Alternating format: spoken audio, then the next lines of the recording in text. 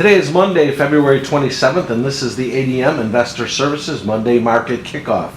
Please note that the views and opinions expressed here today are solely those of our guests and should not be construed as the views or opinions of ADM Investor Services or Archer Daniels Midland Company. Today's guests are Steve Freed, Vice President of Grain Research at ADMIS, and Alan Bush, the Senior Financial Economist. Alan, on Friday, the Dow Jones set a new record high for the 11th straight day, which was the longest streak since the Reagan administration. Some analysts are now saying that this is an extreme and may likely be a sign of a market top. Are stock index futures topping? Well, no. Just the fact that we are seeing prices higher, that by no means is any type of sell indication. I wouldn't really call it a buy indication to be up that many days in a row, but it's just a sign of a bull market. So our analysis suggests that there are further gains ahead.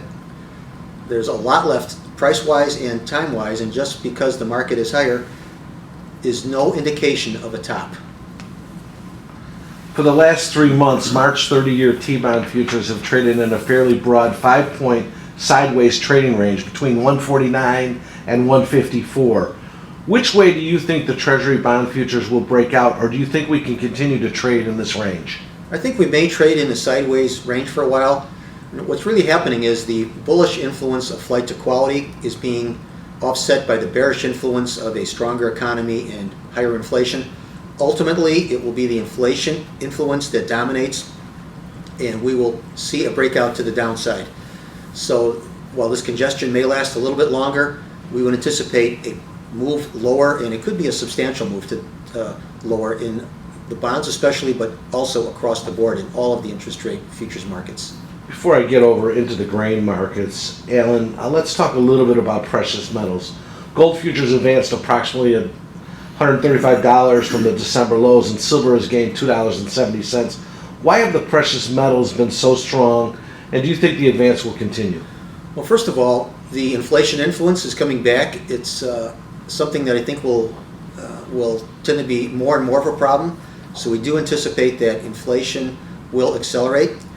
But unlike other financial markets, which are adversely affected by geopolitical events, the precious metals are positively impacted by geopolitical situations. So that's a second bullish factor propelling the gold and silver to higher prices. So I think this bull market is just getting started for the precious metals. Any $10 break in the gold, I think, should be used as a buying opportunity, and any 40 to 50 cent decline in silver also should be used as an area to get long. Steve, the USDA held their annual Outlook conference last week. Can you provide us with a synopsis of the conference, and do you agree with the numbers? Well, first of all, they said that corn, soybean, and wheat acres next year, or this year, combined will be down almost 3.6 million acres. So the first question is, will farmers actually reduce acres? A lot of people think that maybe the numbers will increase from the USDA's first guess in the Outlook conference. In the beans, they kept the carryout next year unchanged, which I thought was a little friendly because they did increase bean acres. So it'll be interesting to see if the fact that farmers increase acres actually allows the carryout to remain unchanged. Most private analysts has the carryout going up, which would be negative to prices. In the corn, they dropped the corn crop significantly because of lower acres and a trend yield. But you have also a large carry in, and a little bit of drop in demand kept the carryout unchanged to maybe a little bit lower. A lot of people think that they may be too high on the corn yield, and eventually the corn stocks may come down a little bit, which could be supportive to corn. But we still have farmers with a record amount of last year's crop to sell, and that limits the upside. In wheat, they lowered the crop significantly because of the lower acres, but they also lowered demand. So the wheat carryout isn't changing dramatically, and there's still too much wheat in the world for prices to rally. From a technical perspective, soybeans, corn, and wheat are all near key trendline support.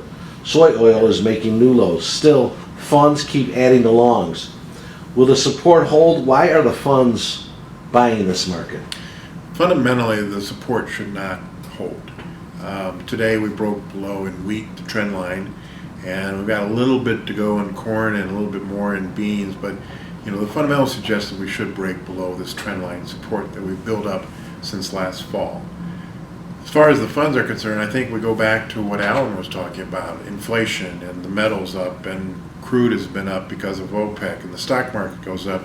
So I think a lot of the funds feel at these price levels and with the uncertainty of the weather that it's a good buy to be long at this time of the year.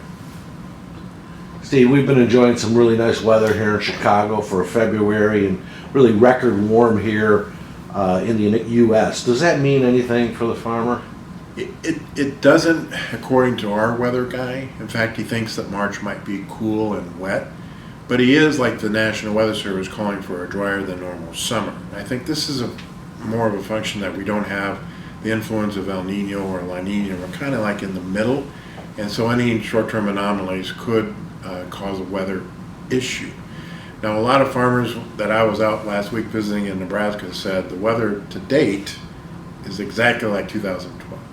So they're all convinced that we're going to have a warm, dry summer. So on one hand, our weather guy doesn't see this February warmth as a key indicator of summer weather, but if you ask a farmer, he said it's going to be dry this year. Finally, Steve, our friend Dave Hightower today suggested buying a new crop soybean put spread and selling an out-of-the-money July soybean call. Do you agree with this strategy? I agree with part of it. I think buying the new crop puts is a good thing because, we could take beans down to $8 if we have a big crop this year. But just selling the call above it to pay for the position is a little risky with volatility so low and starting out this early in the growing season. But I agree with buying the put spread. He also said that buying, he'd like to buy a July wheat bull call spread. Do you think that's a good play? Wheat's cheap. It's like some people think, okay, prices of beans, meal, and oil and wheat and corn need to go down, but they put almost zero value on the wheat because there's just too much wheat in the world. So I think it's worth a flyer as we go in to the weather crop season. It's a low-cost trade, a low-risk trade.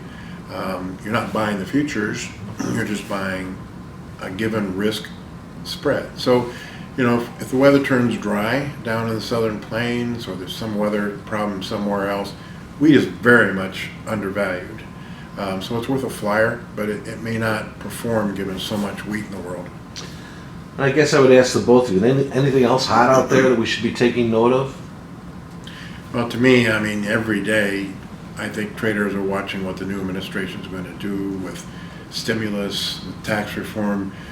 There's a lot of commercials pretty excited, a lot of companies excited about tax reform, maybe bringing down corporate tax, and I think that's fueling the stock market, and I think that's helping, where the direction of the bonds are going, and just in general some of the commodity trades. So right now the administration's on a roll, and I think that's helping trading. I think copper is a market that will continue to advance with the global economy on the mend and showing good gains as of late, and the U.S. economy likely to improve. I think copper will be a primary beneficiary of that. So I would expect new highs for the copper market within the next month or so. Thank you. Remember, the views and opinions expressed today on this video are solely those of our guests and should not be construed as the views or opinions of ADM Investor Services or Archer Daniels Midland Company. If you'd like more information about our brokerage services, would like to speak to one of our experts about managing your risks, or would like to open a trading account, please visit www.admis.com.